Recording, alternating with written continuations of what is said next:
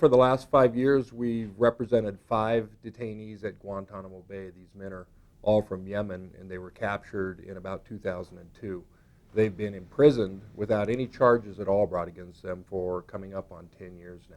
We've been fighting in the courts, and we've been fighting in the political system to figure out what is the basis for their imprisonment.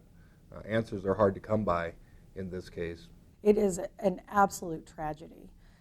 One of our greatest responsibilities as lawyers is to represent the powerless and to make sure to always hold our own government accountable. In this case, really those ideals could not be more important. Even when there's no chance that we'll get paid and very little chance of success, I think it's still critical that we continue to push our government to do the right thing. And in this case, it has been such an extraordinary failing of our judiciary, the fact that these men have now been imprisoned for almost 10 years with no charges held against them. And even in cases where men have won their claims under the writ of habeas corpus, they've still not been sent home.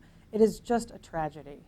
The problem is that the legal community is immobilized because the United States government has classified everything that's happening at Guantanamo Bay.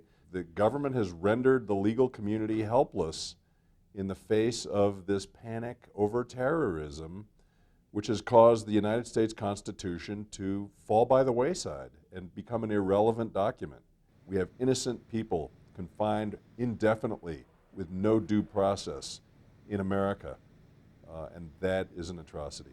We represent 5 individuals. At one time or another, the executive department, the President of the United States, has declared that 3 of them are cleared for transfer, cleared for release.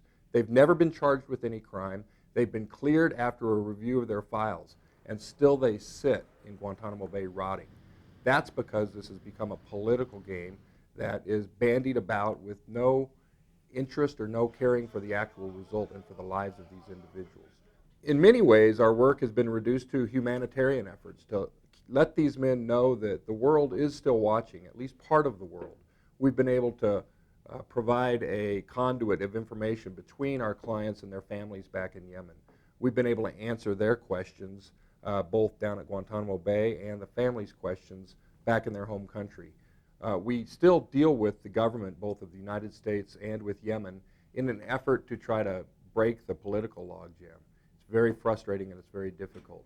And as lawyers, we've been forced to expand our zone of comfort to do things we haven't done before. Hopefully at some point there will be a break in the dam. Well, obviously CTLA is not solely concerned about whether you win a case or not, because what's happening in Guantanamo Bay is not one of our shining moments.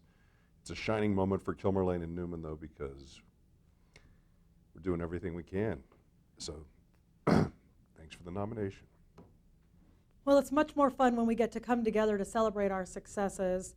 And in the Guantanamo Bay litigation, we've not had many of those, but I especially want to thank the CTLA on behalf of Killmer, Lane, and Newman, on behalf of all of our clients, Suhail, Jalal, Musab, Abdul Rahman, and Saad, for remembering them and for remembering the effort.